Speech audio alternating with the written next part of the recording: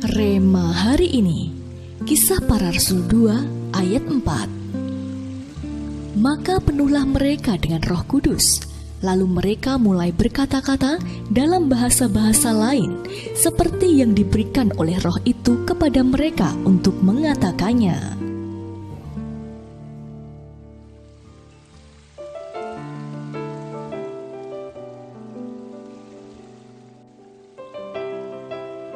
Orang ini tidak mungkin bisa menjadi pemimpin. Demikianlah hasil analisa seorang ahli ketika mengadakan tes IQ terhadap Tan Tau Jan, yang saat ini kita kenal sebagai Bapak Pendeta Obaja Tanto Setiawan. Pada saat itu, tidak ada seorang pun yang menyangka bahwa akan tiba saatnya Pak Obaja bisa menjadi seorang pemimpin dan gembala sidang sebuah gereja.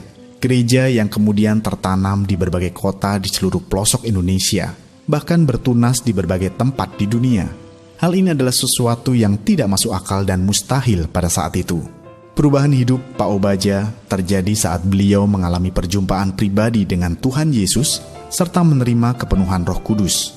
Beliau yang dulunya sangat pemalu dan minder, tiba-tiba diubahkan Tuhan menjadi pribadi yang benar-benar berbeda.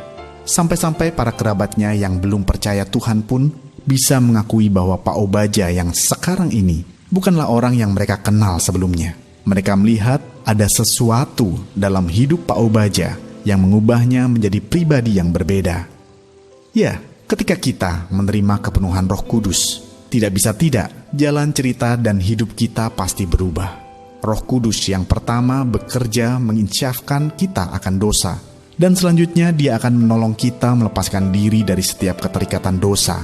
Setelah itu, Dia akan memberikan kuasa serta otoritas ilahi dalam hidup kita, sehingga kita bisa dipakainya untuk melakukan pekerjaan besarnya di dunia. Jika saat ini kita tidak yakin tentang bagaimana masa depan kita, dan kita tidak tahu apa yang harus kita lakukan di tahun baru ini, janganlah lakukan hal yang lain. Jangan minta petunjuk kepada ahli-ahli dunia, tetapi mintalah Roh Kudus memenuhi hidup kita. Ketika kita mengalami kepenuhan Roh Kudus, itulah titik awal saat Roh Kudus menguasai dan menuntun hidup kita, sehingga jalan dan cerita hidup kita di tahun 2021 ini akan penuh dengan kepastian serta kemenangan. Sudahkah Anda sungguh-sungguh menerima dan mengalami Roh Kudus dalam hidupmu? Hal luar biasa apa saja yang sudah Tuhan kerjakan atasmu saat Anda mengalami kepenuhan Roh Kudus? Apakah komitmenmu untuk terus hidup dan mengalami kepenuhan Roh Kudus? Tulis dan sharingkan.